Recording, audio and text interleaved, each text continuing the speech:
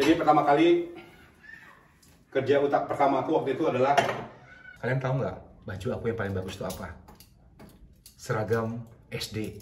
Dibawa sama tante aku tuh milih pakaian, walaupun satu lembar gitu ya, tapi ya, aku sampai sekarang masih ingat loh. Setahun sekali bisa pakai baju baru. Be happy for this moment. Welcome to the family as I am.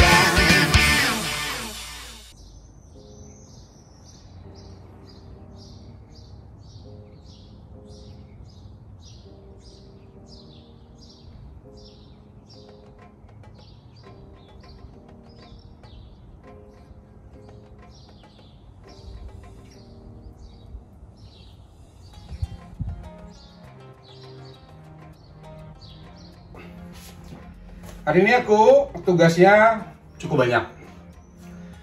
Bersihin tempat tidur. Aku harus jemur pakaian karena tadi udah satu ronde, ini ronde kedua. Spray dan aksesorisnya aku udah cuci juga, tinggal dijemur. Terus aku bersihin seluruh kamar yang di atas. Kebetulan juga kamar mandi udah aku bersihin, jadi nggak perlu dibersihin lagi hari ini. Terus aku juga mesti bersihin di bawah, di dapur dan ruang tamu. Nah, pertama aku bersihin dulu tempat tidurnya, aku ganti spraynya. Nanti baru aku maju atau baru aku ngebersihin yang berikutnya. Ya, jadi ini real kehidupannya. Karena kalau kita mau bayar membantu, nggak bisa. Hampir 1 juta sehari ya. Kalau bayangin kalau saya mesti bersihin setiap minggu gitu, kayak orang-orang gitu ya. Kalau aku jujur aja nggak punya duitnya gitu. Jadi kalaupun ada duitnya 1 juta, mending duitnya ditabung. Bener nggak sih ya?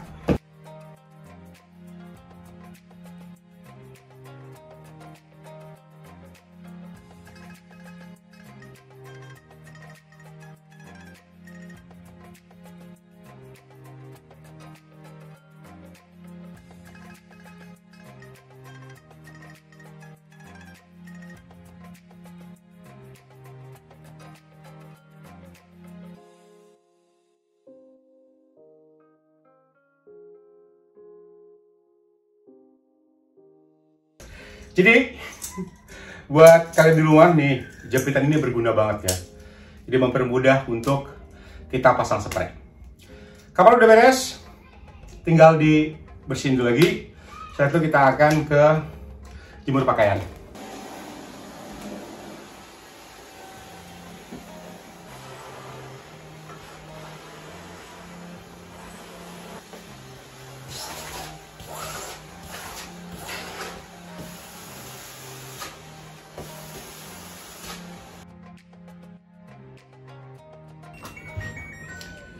Sekarang aku bongkar dulu mesin cuci, karena ini habis spraynya habis dicuci. Nanti kamu lihat ya bagaimana cara orang di sini jemur spray. Tidak pernah terjadi dimanapun. Unik caranya. Tapi jangan kaget ya lihatnya ya, karena ini benar-benar cara unik. Siap? 3, 2, 1, simsalabim, abrakadabra.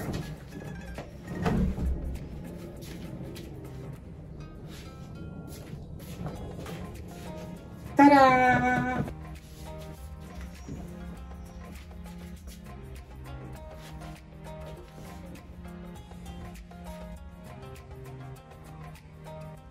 Bah!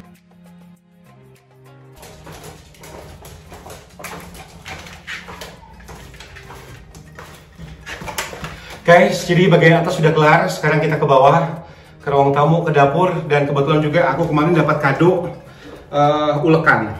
Jadi aku nggak tahu gimana sih ngebersihinnya yang bener gitu, supaya nggak kalau ngulek nggak pasiran.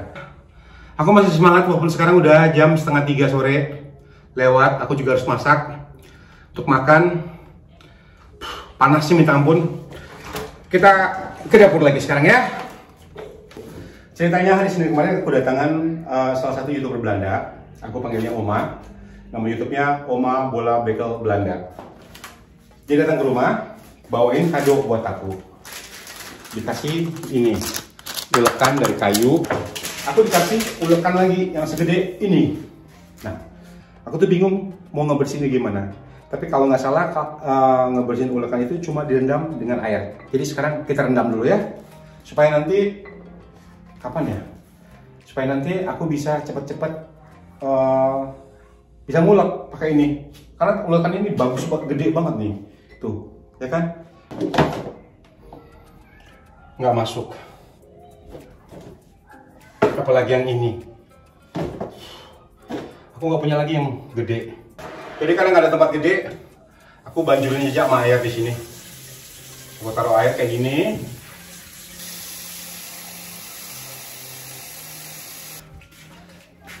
Dari kemarin itu banyak banget yang nanyain ngebersihin dapur pakai apa. Jadi nih, aku pakai semprotan kayak gini.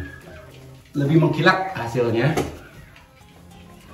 Dan masih juga banyak yang nanya, udah berapa lama tinggal di Belanda? Aku kasih tahu ya. Aku tuh nanti bulan Desember, tanggal 11 Desember tuh aku pas 13 tahun di Belanda. Perjuangannya seperti apa aja di Belanda? Banyak suka dan dukanya. Kalau ada yang nanya, enak nggak tinggal di Belanda? Pasti ada enaknya dan juga pasti tidak ada enaknya. Tidak enaknya itu jauh dari keluarga. Itu terus banyak kangen sama keluarga, sama adik-adik di situ, sama keponakan semuanya. Pasti kangen lah, apalagi kalau momen-momennya tuh Lebaran itu yang paling berat. Karena di sini suasana Lebaran itu benar-benar nggak kerasa, sama sekali nggak kerasa. Karena mayoritas penduduk itu bukan Muslim di sini. Sementara juga kita tetap harus bekerja, jadi tidak ada pengecualian, kecuali memang kita ngurus dari awal gitu sama perusahaan tempat kita kerja, bahwa besok Idul Adha kita mau libur atau Idul Fitri kita mau libur, jadi kita bisa libur dari awal. Tapi dari pemerintah sendiri tidak ada yang namanya tanggal merah karena besok hari raya Idul Fitri atau Idul Adha gitu. Jadi kita tetap harus kerja. Dan suasananya itu juga itu sama seperti kayak hari-hari yang lain gitu. Nah, di situ sedihnya itu kalau jauh dari keluarga. Dan juga untuk orang seperti aku tuh jarang banget mau cerita tentang kesedihan ataupun permasalahan hidup aku di sini sama keluarga. Karena itu nanti bakal menjadi beban pikiran untuk keluarga yang jauh di sana. Nanti ujung-ujungnya tahu nggak kenapa? Udah pulang aja, ngapain di sana? Jadi aku nggak mau. Aku tuh nggak pernah mau cerita apapun masalah aku di sini. Aku selalu menceritakan hal yang baik-baik. Dan juga tuh setiap orang tuh kan beda-beda ya. Ada mungkin yang jujur, yang menceritakan apa adanya. Ada juga yang seperti aku, karena aku pilihannya apa supaya tidak menjadi beban pikiran bagi keluarga aku yang jauh di situ ya. Jadi aku lebih baik diem, karena ini adalah keputusan aku untuk tinggal di sini dan aku tidak mau cerita apapun yang terjadi sama aku. Ya cerita buruk lah, saya aku punya masalah atau aku nggak punya duit, atau aku sakit gitu. Tapi keluarga aku tuh selalu ngecek aku lewat Instastory atau ngecek dari komentar dari YouTube. Kalau aku nggak balas YouTube atau nggak bikin Instastory, mereka udah tahu kenapa, ada apa gitu. Perhatiannya mereka dari situ, jadi mereka bisa ngontrol aku tuh dari Instastory sama dari YouTube. Dan aku tuh paling deket banget dengan saudara aku tuh yang perempuan yang satu ya, karena kita punya tanggal lahir yang sama, bulan yang sama. Dia tuh ngerti aku banget dan aku tuh ngerti dia banget gitu. Jadi kita berdua tuh bisa dibilang dari dulu, dari zaman sekolah, bukan kakak adik gitu, tapi lebih kayak teman, hubungannya lebih teman. Sampai sekarang kita juga ya, nama juga saudara, pasti ada berantem-berantemnya, pernah lah, pasti nggak mungkin enggak ya. Aku pernah juga berantem sama dia, tapi kita juga nanti setelah itu kita baik-baikan sendiri gitu. Biar nggak penasaran lagi, biar nggak nanya lagi, ada yang nanya tadi, itu yang di dekat kulkas apa aja, aku kasih tahu ya. Ini freezer, bahan makanan beku, aku taruh di sini. Ini oven, tapi juga ada kukusannya. Ini mesin kopi. Ini magnetron, apa itu bahasanya? Magnetron. Microwave, ini microwave, dan ini kulkas. Aku harus beresin piring di sini karena ini udah dicuci. Kalian juga pasti ingin tahu pekerjaan pertama aku di Belanda waktu itu. setelah aku menetap di sini. Sebagai pendatang baru yang tinggal di sini kan kita nggak punya pilihan karena kita keterbatasan bahasa dan pengalaman kerja. Dan aku mikir aku harus secepatnya punya penghasilan di Belanda. Bagaimana caranya? Aku harus kerja. Dan aku tidak pilih-pilih pekerjaannya. Ditawarin saat itu untuk ngantar surat-surat ke rumah-rumah dan paket-paket. Jadi hujan-hujan, salju-salju ya, badai-badai. Karena waktu itu bulan Desember aku datang ke sini. Aku bawa sepeda, di kiri dan kanan itu penuh dengan surat dan paket-paket ya. Aku dari rumah ke rumah nganterin paket. Itu aku kerjakan sekitar kurang lebih selama setahun kalau nggak salah. Jadi aku sekolah bahasa juga dan aku juga ngantar surat untuk menyambung hidup. Jadi untuk punya biaya, bisa punya penghasilan sendiri. Kalau ada yang bertanya dalam hati sekarang kenapa pilihannya ngantar surat? Karena cuma itu yang bisa aku lakukan. Karena aku tidak bisa bahasa waktu itu, masih buta bahasa. Dan kalau peraturannya di Belanda ini, kalau kita ingin kerja, kita harus sedikit banyaknya menguasai bahasa Belanda. Nah, nama juga pendatang baru kan ya, nggak ngerti bahasa, masih aung, bahasa Inggris juga bukan yang kayak orang zaman sekarang. Bisa ngerti lah, nggak sesat lah kalau nanya jalan. Tapi kan bukan berarti yang bahasa Inggrisnya yang hebat banget. Dan juga aku bukan orang yang punya pendidikan yang tinggi di Indonesia. Aku pikir waktu itu apa saja yang bisa aku kerjakan selama halal ya, aku kerjakan. Selama bisa menghasilkan duit aku kerjakan. Jadi aku kerja di pos waktu itu. Nah setelah di pos itu baru aku ngelamar lagi kerja ke Außenbüro. Jadi kayak tempat pencarian kerja gitu, lahan kerjaan gitu kita bisa cari di sana. Nah dari situ baru aku kerja di pabrik waktu itu ya, dapatnya di pabrik. Kenapa di pabrik lagi? Karena masih dengan keterbatasan bahasa tadi. Setelah itu baru aku kerja yang sedikit enak. Nah kerja yang sedikit enak ini ada juga ceritanya. Kerja apa kira-kira waktu itu? Aku kerjanya itu beres-beres kantor dan rumah-rumah. Jadi bersih-bersih. Karena pada dasarnya aku suka bersih-bersih dan juga banyak juga lowongan pekerjaan untuk orang-orang pendatang yang tidak bisa bahasa itu. Ya salah satunya ya beres-beres gitu, beres-beres rumah. Aku sempat kerjain itu sekitar selama 3 tahun itu aku ngebantu orang tua. Dan ini juga tidak aku ceritakan sama keluarga aku. Pekerjaan aku sebenarnya apa? Di bersih-bersih ini aku sempat kerjain selama 3 tahun, aku sempat dapat 3 kali kontrak. Jadi tugas aku itu datang ke rumah panti jompo, orang-orang yang sudah tidak bisa lagi kerja sendiri atau orang-orang yang sakit. Kita dikirim ke rumah masing-masing gitu ya.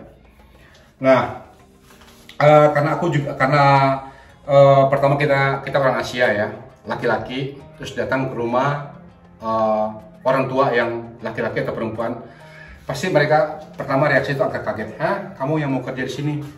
Mungkin pertanyaan dalam otak mereka, apakah ini orang bisa dipercaya atau tidak gitu? Apakah dia bisa kerja atau enggak gitu? Karena kebanyakan juga nanti yang mungkin nggak bisa kerja tapi hanya karena butuh duit, jadi mereka cuma datang ke rumah tapi tidak menjalankan tugas. Jadi pertama itu sulit banget itu untuk bisa mendapat kepercayaan dari mereka ya, karena mereka juga mikir ini ya orang Asia, laki-laki datang ke rumah, jadi ada perasaan waspada. Samalah seperti kita mungkin ya, kalau kita kedatangan orang asing gitu yang tiba-tiba mau beresin rumah, pertanyaan kita juga pertama, apa bener nih bisa kerja gitu. Gajinya waktu itu nggak gede, cuma mungkin sekitar 9 euro per jamnya, sekitar 150.000 per jamnya, nggak gede waktu itu ya. Mungkin 130 ya, waktu itu euro masih 12.000 per euro, sekarang udah 17.000, mungkin sekitar 120.000 per jamnya, tapi aku sehari bisa kerja sampai 6 atau minimal 5 jam sehari. Di situ aku udah seneng banget tuh, aku udah bisa ngumpul duit, aku udah nyicil, nyimpan gitu. Oh ya nanti kalau ada apa-apa tiba-tiba dapat kabar dari Indonesia, aku punya duit spare, bisa pulang ke Indonesia, jadi nggak mesti pinjem sana pinjem sini. Udah seneng banget, tapi ya itu tadi ternyata kontrakku nggak diperpanjang. Nah dari situ aku baru masuk ke restoran. Mau ceritanya tunggu ya.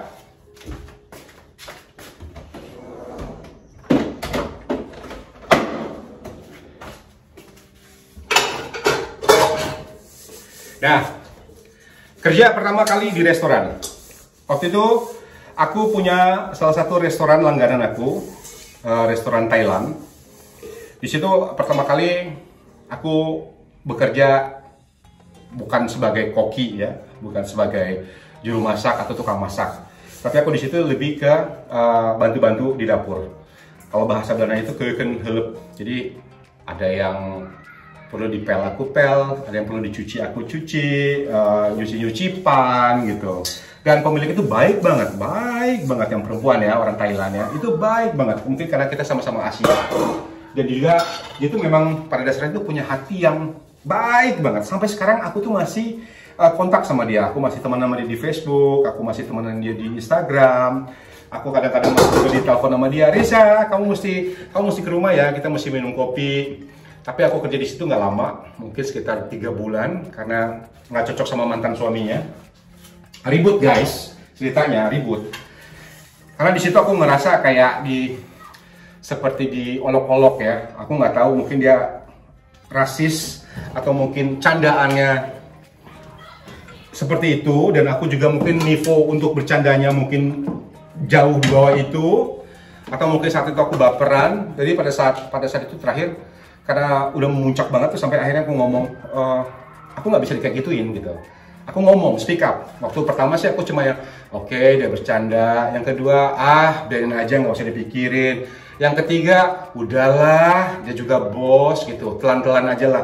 Yang terakhir, aku ingat banget itu kejadiannya pada saat makan malam. Kita sebelum kerja itu semua karyawan makan malam ya. Nah di situ dia ngomong lagi sesuatu yang membuat aku tuh nggak enak banget tuh. Ada hubungannya dengan anak ya.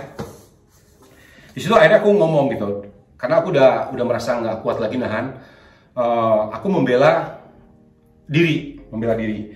Dan dari situ dia tuh kayaknya nggak suka banget karena aku speak up ya, karena aku nggak setuju dengan apa yang dia omongin. Di situ dia menunjukkan seperti yang gejala-gejala yang tidak suka, dengan kayak udah kalau ketemu tuh udah yang gitu. Jadi aku pikir ya udahlah, aku keluar aja. Tapi sampai sekarang hubungan aku dengan mantan istrinya ya, sekarang udah mantan mereka itu masih baik banget ya. Dia sampai ngomong gini waktu aku mau keluar, Reza, nanti kalau kamu nggak cocok kerja di Amsterdam, kamu balik ke sini lagi ya. Dan dia tahu aku tuh emang benar-benar mau kerja saat itu. Cuma mungkin karena sama mantannya juga kita nggak cocok, mungkin candaannya buat aku garing, atau mungkin dia menganggap aku juga garing untuk dicandain. Tapi di sini aku merasa bukan berarti kalau kamu bos, kamu bisa memperlakukan karyawan kamu semaunya ya. Dan ternyata itu bukan cuma sama aku. Dia berubah seperti itu. Hampir semua karyawan yang keluar dari sana itu karena tidak suka sama dia karena sikap dia. Tapi ya sudahlah. Sekarang aku udah punya kehidupan lain, dia udah punya kehidupan lain ya. Nggak usah saling ganggu aja gitu. Mudah-mudahan dia sehat. Aku alhamdulillah sampai sekarang masih sehat. Aku pernah punya momen yang saat itu aku bukan dibilang nggak ikhlas atau tidak bisa memaafkan ya. Tapi kadang-kadang aku merasa gini loh, hanya karena aku keluar dari pekerjaan itu, dari restoran tadi ya, akhirnya aku ngelamar ke tempat kerjaan lain. Sudah 2 restoran terima aku. Yang pertama itu kayak yang all you can eat restoran ya. Itu terima aku pertama untuk jadi waiters. Tapi setelah lihat pengalaman aku, karena aku tuliskan, aku pernah kerja di sini, terus akhirnya ngomong gini, kamu jangan jadi pelayan, kamu sekarang kerja di dapur aja, kamu masak gitu. Aku udah tunjukin dapur kamu di sini, dan udah tinggal nunggu lagi tanda-tangan kontrak. Waktu itu aku ingat banget tanda-tangan kontrak. Tiba-tiba dia nelpon, maaf Reza gitu, aku tidak bisa menerima kamu karena sesuatu dan lain hal. Jadi aku tanya waktu itu, sampai ngomong gini, ya Tuhan, padahal harapan aku udah tinggi banget, aku dapat kontrak 32 jam ya seminggu, berarti aku tidak punya penghasilan yang cukup bagus waktu itu. Terus kenapa sekarang kayak gini?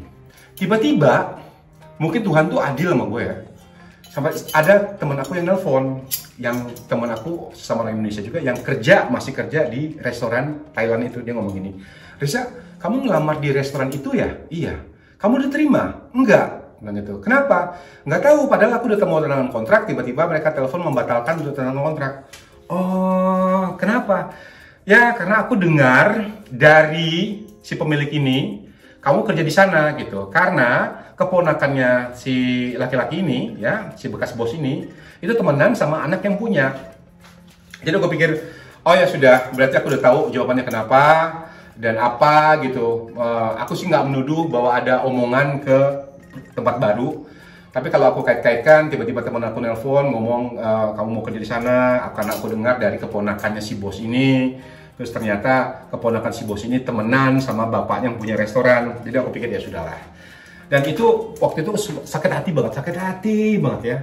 Cuman sekali lagi aku mikir kalau memang rezeki, entah bagaimanapun jalannya pasti akan rezeki. Tapi kalau belum rezeki, entah bagaimana cara pun juga itu nggak dapat buat kita.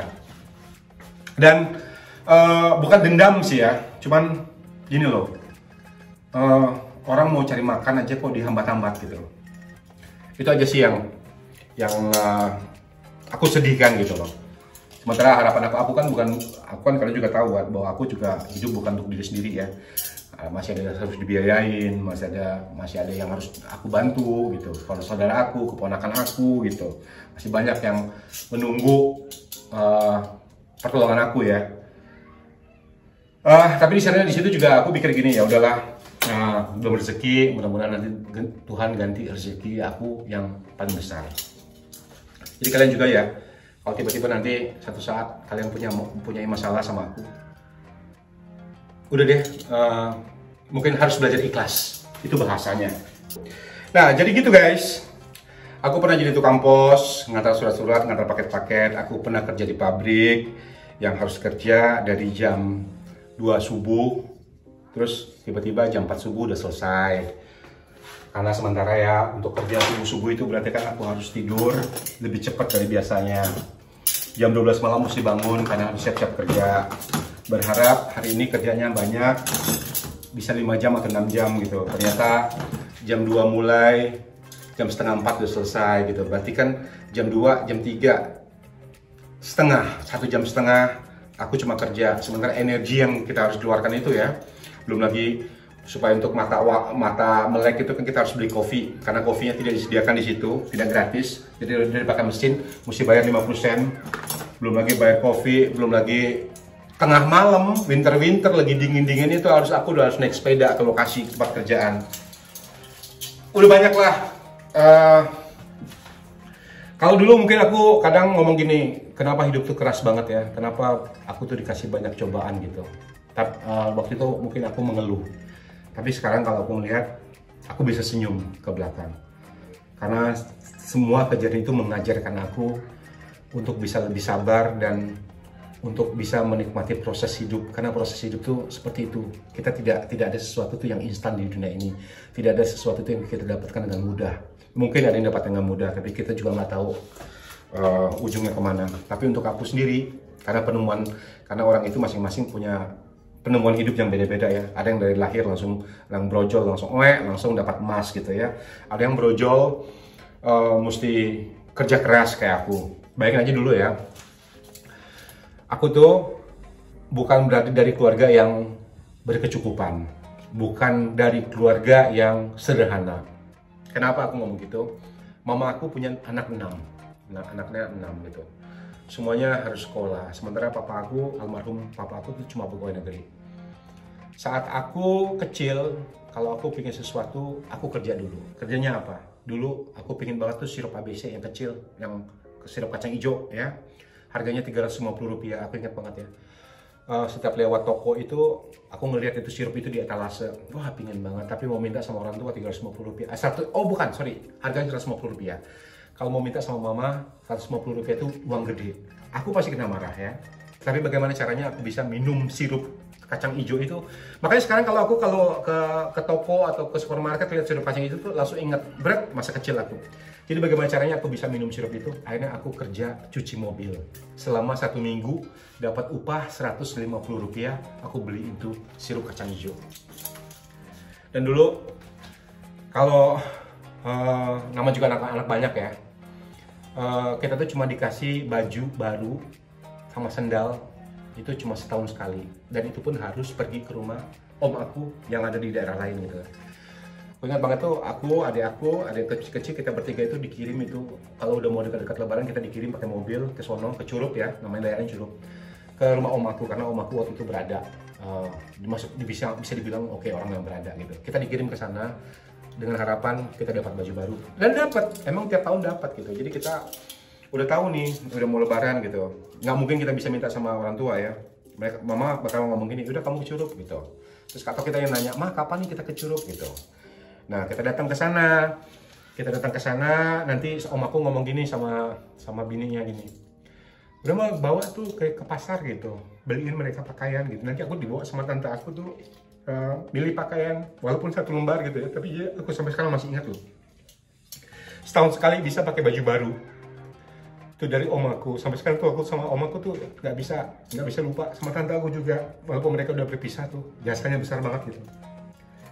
Dan aku juga punya tante yang bisa dikatakan baik banget ya, barusan meninggal gitu. Aku pingin kuliah, cita-cita pingin banget, gede banget gitu, pingin kuliah di Padang gitu. Terus sampai aku ngomong sama tante aku, ibu nanti aku pengen kuliah, tapi aku nggak punya duit gitu. Mama juga nggak punya duit. Ibu mau nggak bantuin aku? Oh nggak apa, aku bantuin. Walaupun itu mungkin saat itu dia cuma bikin aku bahagia, tapi walaupun juga nggak terlaksana, tapi aku tuh udah bahagia banget loh. Jadi aku ingat banget loh jasa-jasa orang yang baik sama aku sampai sekarang gitu. Makanya aku tuh sama orang susah untuk jahat. Mengingat kita juga pernah ditolong sama orang gitu ya, dan kita nggak pernah akan tahu ke depannya kita akan seperti apa, minta ditolong sama siapa. Jadi buat kalian juga ya, siapapun orangnya kita harus hargain gitu. Oh ya, satu lagi nih, kalau dulu mau diajak sama mama aku seandainya ke pasar gitu ya, mama aku selalu nanya gini, emang kamu punya baju bagus gitu untuk pergi ke pasar? Ada mah gitu. Kalian tahu nggak baju aku yang paling bagus itu apa? Seragam SD, baju pramuka. Itu baju yang paling bagus yang aku punya. Jadi bisa kalian bayangin ya, untuk baju pergi ke pasar atau pergi ke pusat kota itu aku pakai baju seragam SD, karena itu satu-satunya baju yang aku punya. Dan aku tuh tidak malu untuk mengakui sekarang gitu ya. Makanya sekarang kalau aku ngomong sama Shirley gitu soal segini, mereka tuh nggak percaya. Dan juga waktu di SMA, aku sama adik aku Sela itu udah pakai baju seragam ya. Kita mesti sekolah tuh agak jauh dari rumah, kita perlu transport.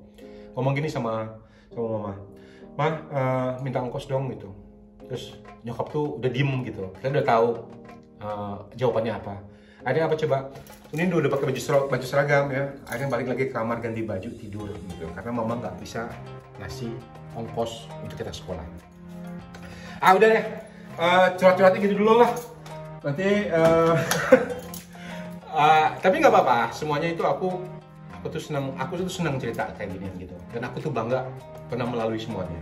Jadi kalian juga ya, yang saat ini lagi berjuang, yang lagi berusaha, yakinlah selama kita baik sama orang akan bantu. Selama kita rajin membantu orang, jalan kita tuh dimudahkan, apapun itu ya. Segala permasalahan itu pasti ada solusinya. Aku tuh sebenarnya masih harus beres-beres rumah, tapi curhatnya sampai di sini dulu. Terima kasih yang udah dengerin aku, dan kita ketemu lagi di vlog Reza Inhulan berikutnya.